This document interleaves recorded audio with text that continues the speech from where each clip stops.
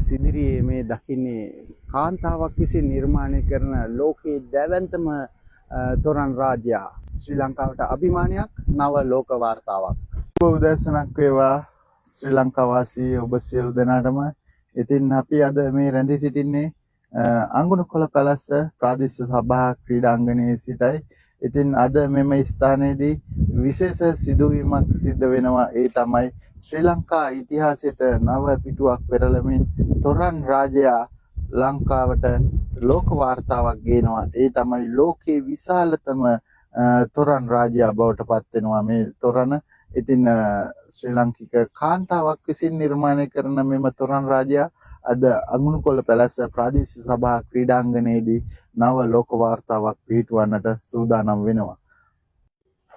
ඉතින් ඔබට දැක ගන්නට හැකියාව ලැබෙනවා මේ තොරන් රාජ්‍යය තමයි අද ලෝක වාර්තාවකට ගමන් කරන්නේ.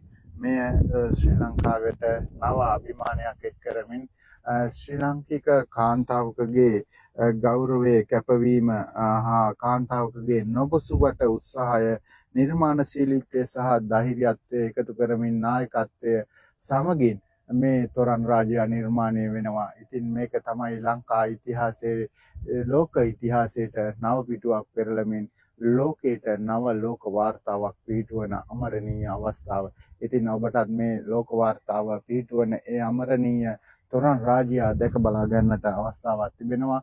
ඔබත් එන්න අඟුණුකොළ පැලැස්ස ප්‍රාදේශීය සභා ක්‍රීඩාංගණයේදී අද 2026 මැයි මාස 31 වන දින රාත්‍රී 7ට මෙම ලෝක වාර්තාගත තොරන් රාජ්‍යය බිහි වෙනවා. මේ නිර්මාණය කරන්නේ ශ්‍රී ලාංකික අභිමානවත් කාන්තාවක් විසින්. කේ කුසුම් කාංචනමාලා මහත්මිය තමයි මේ සියලු නිර්මාණ කටයුතු සහ විදුලි කටයුතු සිද්ධ කරන්නේ. ඉතින් අද මේ ලෝක වාර්තාවත් සමග එවන මෙම ලෝක වාර්තාව දැක බලා ගන්නට ඔබ සියලු දෙනාටම අඟුණුකොළ පැලැස්ස ප්‍රාදේශීය සභා ක්‍රීඩාංගණයට පැමිණෙන ලෙස සියලු දෙනාටම ආරාධනා කරනවා.